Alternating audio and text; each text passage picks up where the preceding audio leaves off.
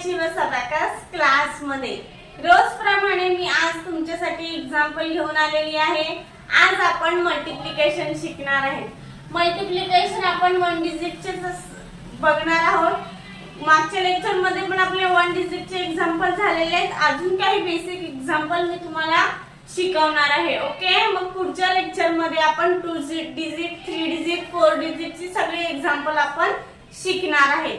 आज आपण one डिजिटला multiply करायचं कसं ते अबॅकस किट वर ते आपण शिकणार आहे। अबॅकसच्या किट वर ओके, आपण मग सुरुवात करूया आपल्या फर्स्ट एग्जांपलला। आपलं फर्स्ट एग्जांपल आहे 5 * 3। 5 * 3 करायचे आहे आता आपल्याला। म्हणजेच आपल्याला मी तुम्हाला सांगितलेलं आहे वन डिजिट आले तर मागे 0 लावायचा आणि 2 डिजिट असेल तर ऍड करायचं।